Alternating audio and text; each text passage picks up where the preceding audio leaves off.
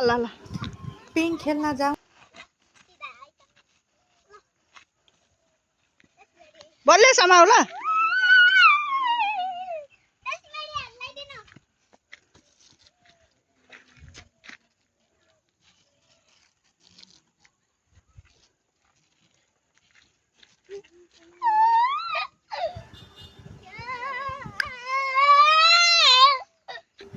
पिङ खेल्न जाऊ मामु पिङ खेल्न जाऊ भन्दै थियो बाबुले अनि बाबुलाई मैले पिङ खेल्न लिएर ह्याप्पी गएँ दसैँ भन न बाबु पिङ खेल्न लिएर गएपछि चाहिँ पिङमा बस्यो पिङमा बसेपछि एउटा दिदीले चाहिँ उनलाई हाय चाचा उही भन्दै गयो एउटा दिदीले उनलाई हल्लाइन् त्यसपछि बाबु चाहिँ मजाले खुसी हुँदै पिङ खेल्दै गरेथिन् खेल्दा खेल्दै बाबुलाई चाहिँ एउटा डर लागेछ त्यसपछि डर लाग्यो मामु मलाई डर लाग्यो भन्दै केही हुँदैन बाबु म छु नि भनेर भन्यो अनि पछि त पहिला त एकदम डराए जस्तो गरिराखेको थियो पछि चाहिँ अरूलाई एकदम पनि त पालो दिनु पर्यो नि पिङ बाबु खेल्न जाऊ मामु पिङ खेल्न जाऊ भन्दै आफू थियो मात्र बाबुले खेलेर अनि हुन्छ र ल बाबुलाई ल मैले पिङ एकछिन रोक खेल्न ल लिएर गएँ अनि त्यसपछि बाबु पिङ खेल्न लिएर गएपछि चाहिँ पिङमा बस्यो पिङमा के भयो बसेपछि जाडो एउटा भयो दिदीले चाहिँ उनलाई हाय चाचा